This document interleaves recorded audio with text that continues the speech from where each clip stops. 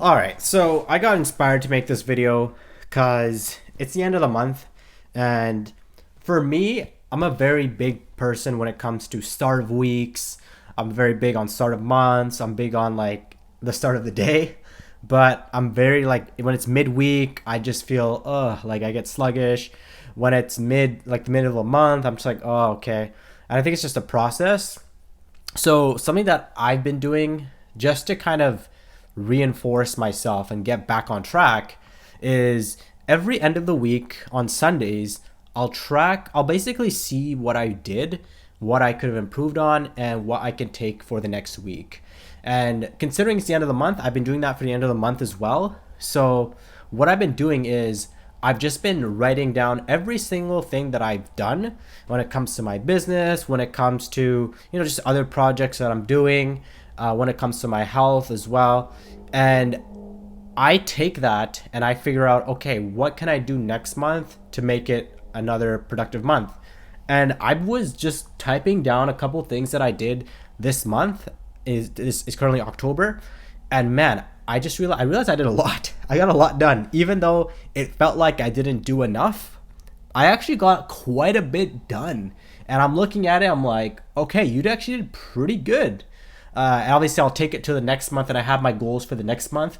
And since I kind of dialed it down for next month, it kind of makes sense. Like it kind of like opens up it kind of opens up your eyes, because what happens is many people, most people, they go into the next week or the next month with pretty much no clarity, and they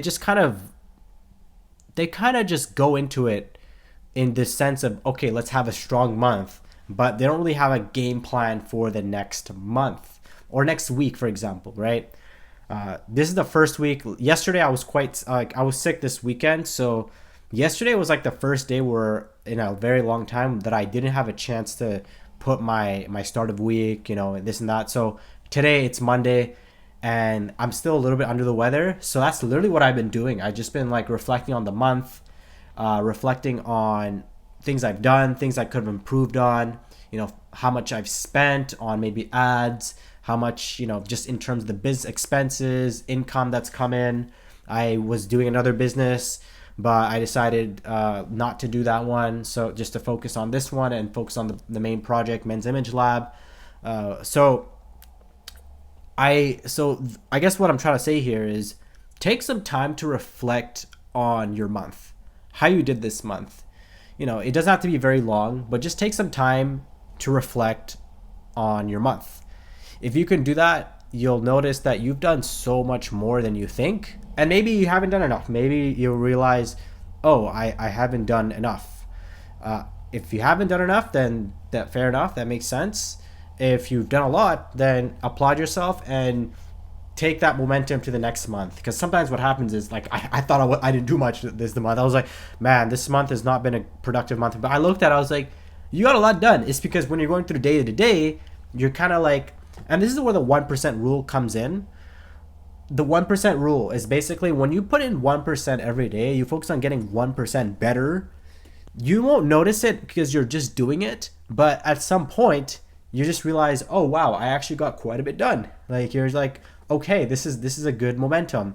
And then you'll notice some gaps, right? So I realized that some of my gaps, I need a CRM, I need to automate some of my things, and you take it to the next month, right?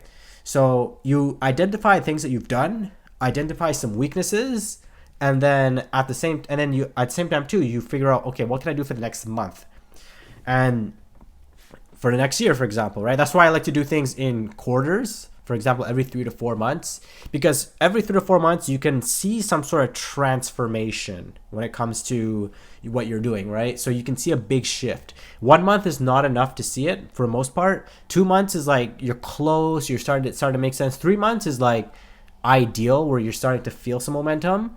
And then if you do for the fourth month, then that's when you're kind of like taking everything that you've done and you're kind of putting it out there, right? And you're doubling down on what's working, and you're kind of leaving out what's not. It's an ongoing process, but I'm very big on reviewing your month, your year, and also your week.